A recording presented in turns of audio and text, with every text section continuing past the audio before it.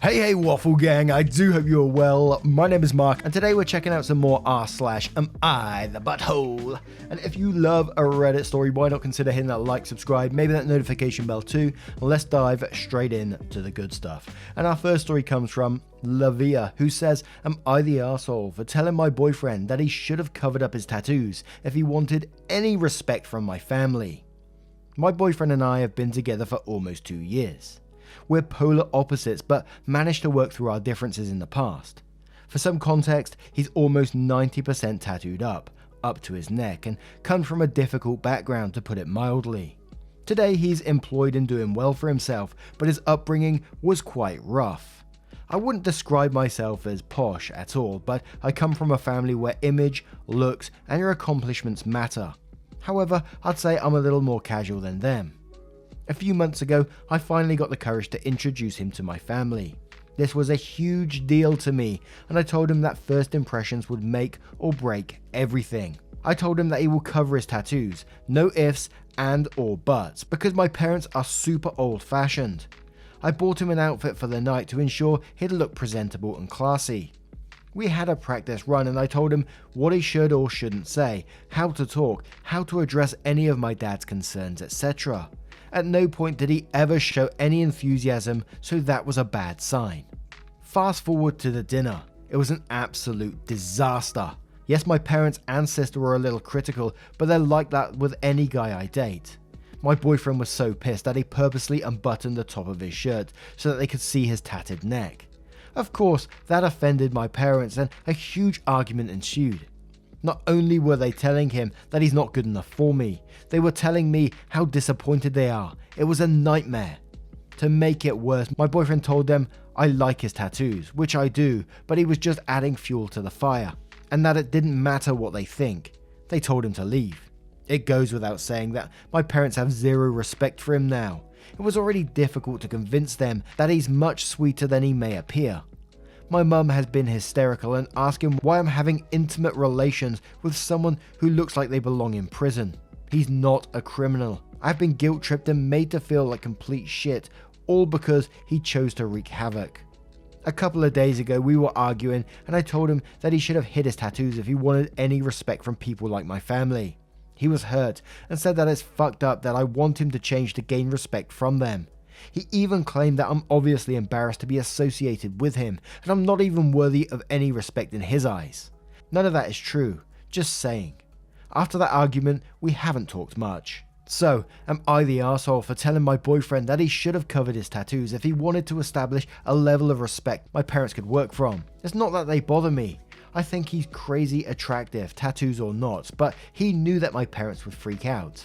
Look, I definitely started off with a you're the arsehole in this situation, but what was the end game on this? That eventually if your boyfriend kept his tattoos hidden, only spoke like you wanted him to for X amount of time, then eventually your parents would like him, then he could be himself, then he could reveal 90% of his body covered in tattoos. Obviously not all of it. And then he could talk like he normally does, but for the time being, he has to be a completely fake person, not someone that you love, but someone completely else, and he doesn't get to be himself. What the hell? You say you love his tattoos, you love him for who he is, but you're ashamed to take him to your parents. And the crazy bit is like, when you was telling him what to say, etc., you said he showed no enthusiasm. No shit, he showed no enthusiasm. He couldn't be himself, and he was probably thinking, this is what my girlfriend thinks of me. And I went into OP's comments to see if we could find any additional info, and Ocean Torrent asks info, did you defend your boyfriend at all when you were with your family? Did you stand up to unfair and bad comments that your dad was making? Did you make it clear to your boyfriend you were on his side, or did you just sit back and let the wolves go for his throat? OP replies saying, yes, I was trying to de-escalate the situation. My parents weren't exactly welcoming, but instead of ignoring their BS, just this once he went back and forth with them.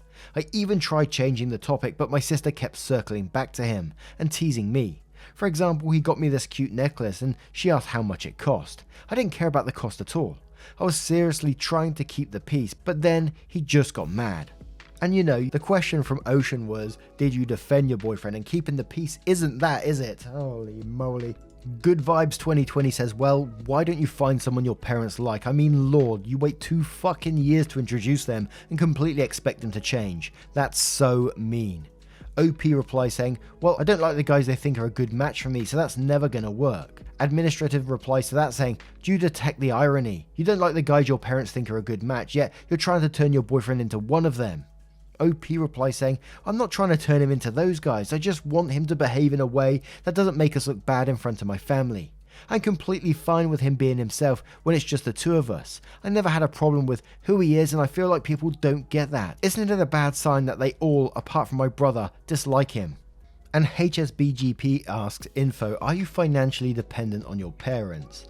OP commented before that, but then goes on to say, I don't really understand what you mean. I get an allowance, but that's my money, so they can't cut access to that. And I've worked at my uncle's law firm for about 3 months now, but gonna quit soon because I'm not passionate about it. I don't pursue jobs for money because I'd rather do something that interests me. So in short, I wouldn't say I'm financially dependent on my parents. And there's no further additional information after that, but a couple of comments from Roberta Biergard, who says, you're the arsehole, you say you coached him on what to do, say what to show, i.e. his tattoos. At what point were you going to show your parents your boyfriend and not this puppet you set up for their approval? I get it's a lot of pressure to deal with from family to keep up standards, but you've acted like you agree with those same standards wholeheartedly. Why not warn your parents ahead of time that he is tattooed so your poor boyfriend didn't have to feel like he was being hidden away like so much cat vomit? By telling him he has to appear acceptable to them, you're essentially telling everyone that you're ashamed of him. What was stopping you from telling your family about his tattoos earlier? Also, what was the plan for the future? Tattoos would have been seen sooner or later, as would his true personality. Shiny Littlefoot says, you're the arsehole, my love. If your parents base their respect on a person's background or tattoos, they are the problem, not your boyfriend who managed to do well for himself despite his background. Extra arseholery is that you actually like his tattoos but pretend not to, in order to what? Impress your parents. Show them that you're a good girl. Yep, you're the arsehole, a pretentious one at that. And Tektali Zora, who says, this is one of those rare posts where I know you're an arsehole from the title, but every paragraph somehow keeps getting worse and you become more of an arsehole than I thought. Bright side, the hot tattoo guy is probably going to be single soon, so I have a chance. You're the arsehole. Now, what do you guys make of this situation? Let me know your thoughts in the comments below and we'll move on to another story. And our next story comes from Living in Mountains, who asks, am I the arsehole for not continuing paying my parents' expenses after I got married? When I was 20 years old, I had a son and became a single mum. The dad didn't want to be part of my son's life. My parents offered me to stay at their house and mum could help with the baby. I thought it was a blessing since I now am responsible for my baby. I was extremely grateful. I worked harder than ever. I paid half their rent, $200 for bills at first. After months of this arrangement, my dad lost his job. My mum didn't work. I had a good job that was paying for me well. So I took on all the expenses of the house while my dad found a job. I'm talking full rent, groceries, utilities, TV, cell phones, gas, car insurance, even spending money for them. A year after, no luck finding a job, my parents tell me my dad will no longer be looking for a job since he is now old and tired. That I have been doing great at work and they see how I can support them. So we should now just keep doing this. At the moment, I was grateful for all their help with my son, that I didn't disagree. This went on for 3 years until one day I met this guy who is now my husband. After getting married, my parents were expecting him moving in with us and we will continue this, but sadly I didn't want to. My husband and I talked and we agreed to get our own place, start our own family, our own life and give my son a chance of a family.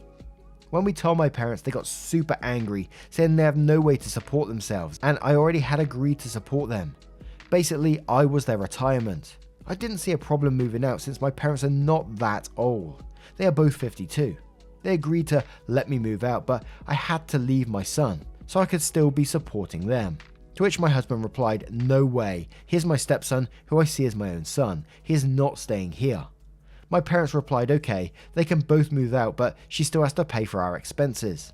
I told them we could help them for a couple of months, but sadly, I couldn't keep paying all their expenses. Am I the arsehole? Now, I may be looking a bit too deep into some of the sentences here, but some of them saying like, we'll allow her to move out, but Charles has to stay, etc.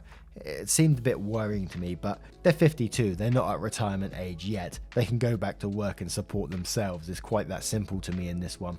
And I can't imagine many parents, even my parents when they were here, relying on me to be paying them for basically their retirement and their future like that. So absolutely not the arsehole to me. But Mysterious T7218 says not the arsehole, they are 52. It'd be different if they were older. You don't mention disability, so I assume they can work. Walmart is always hiring. Luigi ML says, not the arsehole, your parents took advantage of your situation. You have an obligation to your son and now husband to put them first. I would understand if your parents were really old, 70 or something, but they are both young and could be working. They chose not to work to depend on you. Sick of driving says not the arsehole, 52 is not too old to get another job. I get they helped you when you needed it, but you are not forever in their debt. Arinda Sania replies to that one saying, exactly. OP was essentially paying for live-in nannies. She has every right to end that arrangement. Though, that also means when she has kids with her new husband, she should expect to either find them outside childcare or pay her mother some amount for the time she watches them. If she knows she wants like 5 more kids and would want her mum to be their childcare, then she might decide to keep paying their expenses for a couple of years until she starts popping out more kids, just to be sure she'll have that childcare available when she wants it. But that's another matter. Ashes B77 says absolutely not the arsehole. You have paid them well for their help. However, you no longer need their help and now need to start planning and paying for your future retirement and potentially your son's college fund. They are only 52. They can get jobs and pay their own way. Give them the few months you said you would, then hold firm. My hairy left foot says, oh my god, you're definitely not the arsehole, like what the fuck? It looks like they just had someone pay for their expenses so they could just chill. Like they didn't do anything even though it's easy to at least find a low paying job just to show they're trying, but they stopped trying, they relied on you. And now they're gaslighting you into paying for their lives. You are not their parent, they're yours and they don't treat you like a parent should treat their child. And wanting to take your child from you is actually emotional blackmail. They want to take your child so you would feel guilty for your child having a bad life without money, so you would pay for their life. Now, what do you guys make of this story? How should OP deal with the situation? Let me know your thoughts in the comments below and we'll move on to another one. And our next story comes from Peprika221 who says, am I the arsehole for not letting my mother-in-law spend time with my baby unsupervised? I, 31, and my husband, J, 34, have a daughter, C, 10 months. Since she was born, my mother-in-law has been on at me asking when I'm going to have her ears pierced. C will not be having her ears pierced until she asks for it, so definitely not yet when she can't even speak. She says it's hypocritical of me considering all the piercings I have. Several piercings on both ears plus my nose. But my own mother wouldn't even let me get my earlobes pierced until I was 10. Mother-in-law had both sister-in-laws pierced when they were tiny, and she keeps going on about how it's better because they won't remember it. Jay says he supports whatever decision I make on the matter because I'm the one who would have to clean it. I stay home with C, Jay works full time. So a few weeks ago, mother-in-law was looking after C for us because I was going with Jay to his uncle's funeral. As I was coming down the stairs, I hear mother-in-law talking to C about how they're going to go out shopping and get some pretty earrings. I went into the room and told her in no uncertain terms that that would not be happening, and if I can't trust her to respect my decisions about my own daughter, I would find someone else to look after her. I managed to get my sister to watch her. Mother-in-law keeps trying to arrange to have her for a few hours. She even tried to offer to have her overnight so Jay and I can go out. I refused. I told mother-in-law she could come and visit her, but I no longer trust her not to get her ears pierced behind my back, so she would not be seeing her unsupervised. Jay and my sister-in-law think I'm overreacting. Am I the arsehole here? I don't understand this logic, that you think you could take someone's child and go and get their ears pierced in secret and think that's going to go down well, and even doesn't apologize afterwards, after they've been called out and said, look, you can't have the child unsupervised, doesn't apologize it for it all, and in some ways sounds like still plans to make that happen somehow, and thinks that she can overrule you as the parent. Absolute madness, not the arsehole. Investigator OK says, as a parent who actually had this happen, not the arsehole, and by the way, I pressed assault charges and sued the company who did it without my consent. And Tiny Rascal Sora says, not the arsehole, she definitely intends to get her ears pierced. I'm of the opinion that it's unfair to put a baby through unnecessary pain, as they can't understand it. Vaccines serve a purpose and are justified, but earrings don't. Your daughter will grow up just fine without them and can ask for them when she's ready. The bigger concern is mother-in-law not respecting your authority as the mother. Please don't allow her unsupervised visits with your daughter, as she doesn't seem trustworthy. Nom83 was taken, says Not the Arsehole. Of course her children think you're overreacting. They were raised by this human bulldozer and don't know any better. Their opinions on boundaries can't be trusted. Also, the idea that your husband defers to you because you would be solely responsible for the care and cleaning just because you stay home. Like, is he incapable of holding a Q-tip between the hours of 6 and 8 PM? My point is that she is his daughter too, and he absolutely has a vested interest in whether his mother goes behind both of your backs to do this. I don't envy you. This is what you'll be dealing with one way or another for a long time. Nut Michelle says Not the Arsehole. Your mother-in-law has proven herself to be untrustworthy. If she's willing to go behind your back and have your child's ears pierced, how can you possibly know she doesn't have more up her sleeve? Talea says Not the Arsehole. She's already proven herself utterly untrustworthy.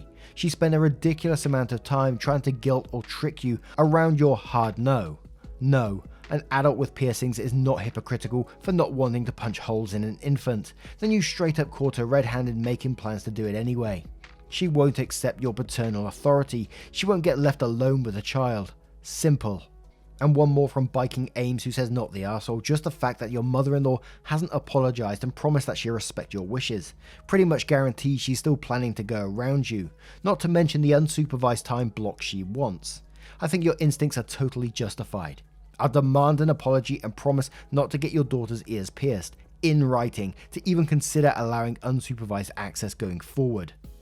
Now, what do you guys make of this situation? What do you think mother-in-law is planning? Do you still think she plans to get the ears pierced behind OP's back if she gets the chance to?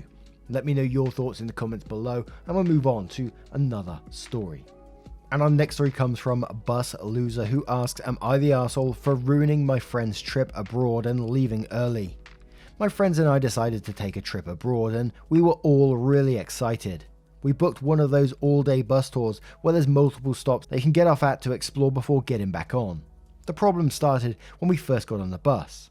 There were 5 of us in the group. As we're getting on the bus, there's 2 consecutive empty rows of seats, which they instantly take. So now the 4 of them are sitting together without me, and I have to go and sit on the other end of the bus alone. I was a little irritated. I feel like we could have split up into groups of 3 and 2 instead of the 4 of them, and then just me.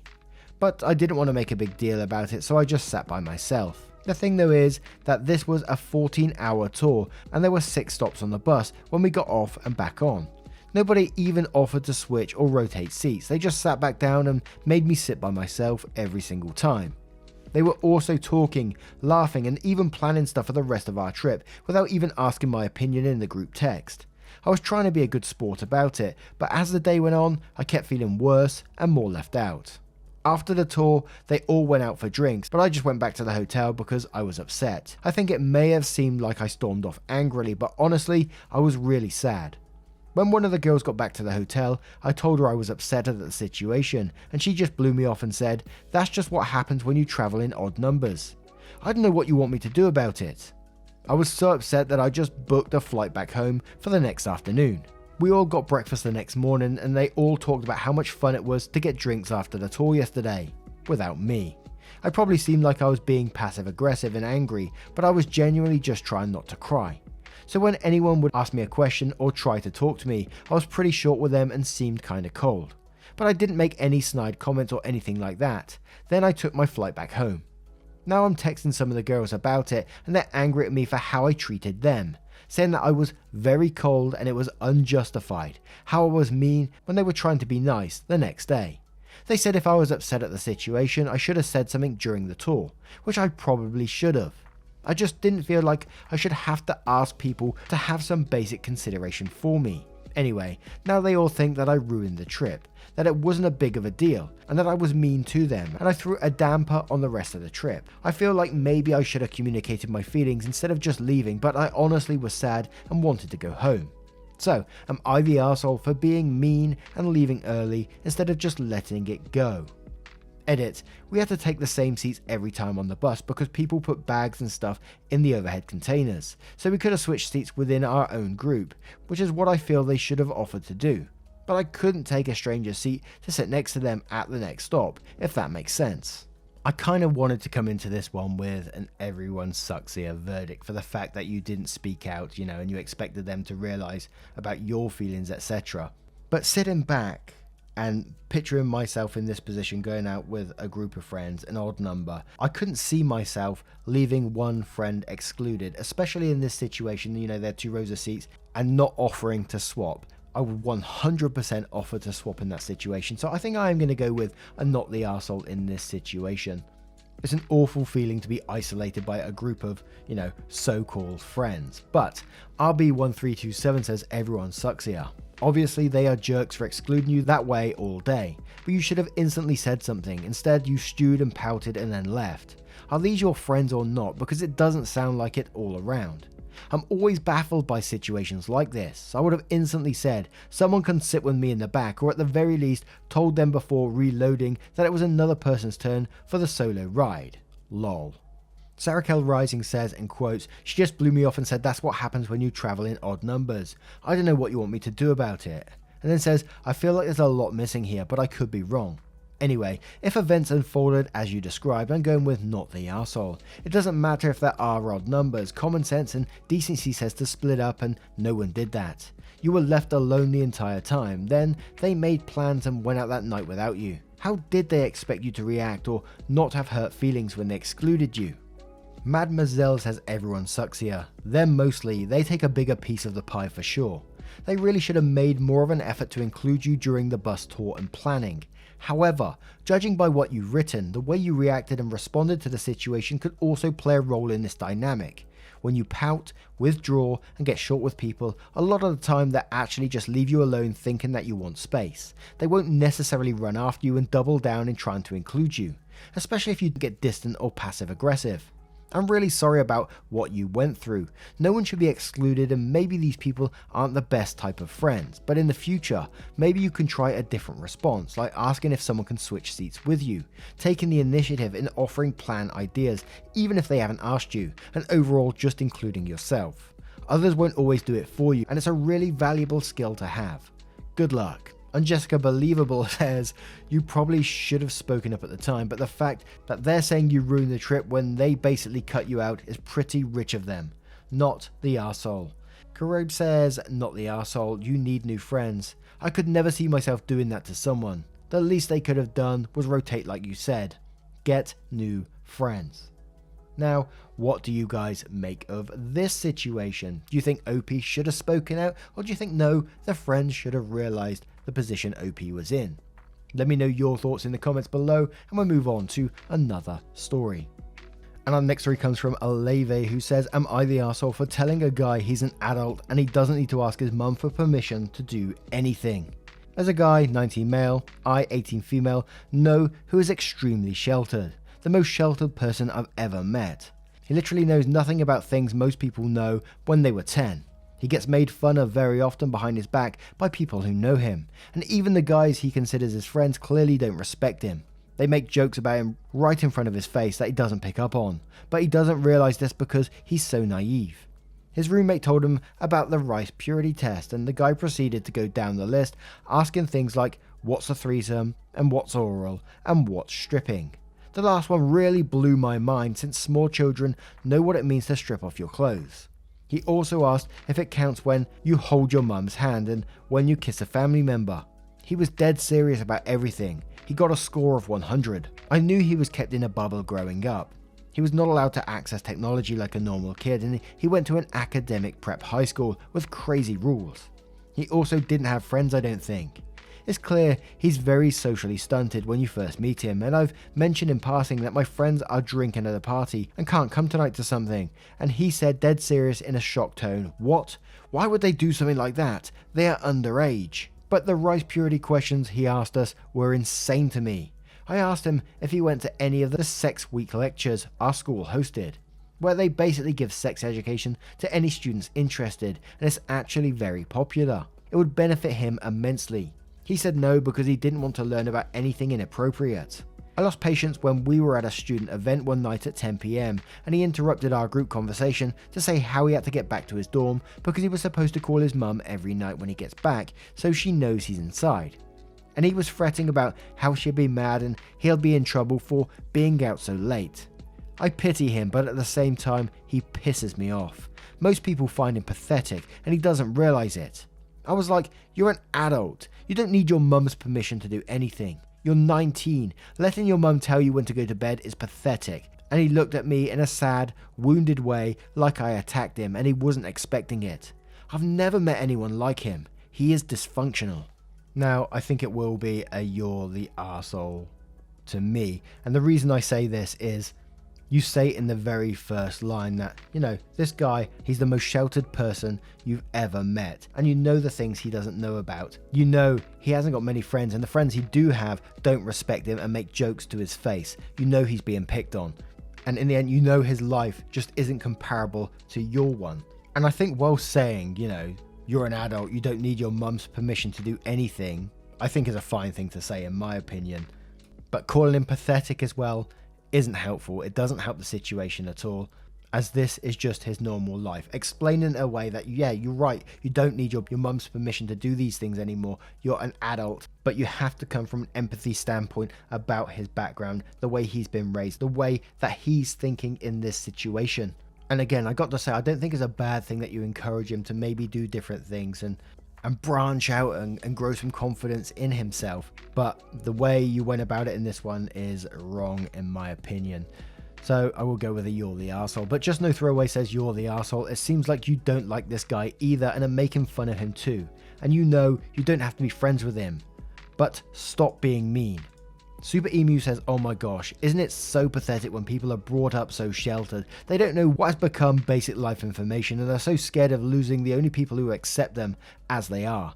Even though they are the people who made you sheltered in the first place. I mean, super duper pathetic, am I right? You're the arsehole. Disastrous Egg replies to that saying, I mean, it is you're the arsehole, but this person is very pathetic. Pathetic. 1. Arousing pity, especially through vulnerability or sadness. 2. Miserably inadequate, of a very low standard. It sucks that their parents made them into a pathetic person who is scared of sex ed and not calling mummy every night because mummy makes you call before bed. But yes, this person absolutely fits the definitions of being pathetic. It's not nice to say to the person's face, but it is 100% accurate. Zazara the D&D Queen says, you're the arsehole. I was all the way not the arsehole until you called him pathetic.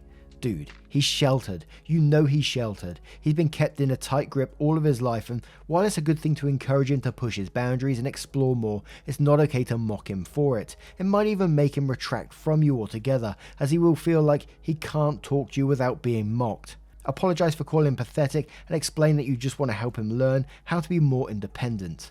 Romance in it says, you're the arsehole. If you understand that the way he's been brought up causes all these things, then why be mean to him? He can't help it. Parental persuasion and rules can be hard to escape for all people, especially people pleasers. He needs understanding and maybe to be given resources to see how making your own choices is okay. And one more from OK Cheetah who says, I pity him. Letting your mum tell you when to go to bed is pathetic. He's dysfunctional. Most people find him pathetic. It goes on to say, sounds like you do too. In all of this, it doesn't sound like you try to understand where he is coming from in all of this at all. You come off as judgy and mean as the people that say these things behind his back. And on top of that, you chose to embarrass him in front of a group of people about it. You're the arsehole. Now, what do you guys make of this situation? How do you think OP could deal with it in the future? Do you think they actually like this person? Let me know your thoughts in the comments below. A huge thank you for spending your time with me today, getting involved in the channel as always. It hugely helps out. It's absolutely amazing of you. If you have a moment of your time, would you please consider clicking that like button? Let me know what you're up to today whilst you're listening. I absolutely love to hear it. Thank you so much for your love, support, and time, and I will see you in the next one. Take care, guys. Much love.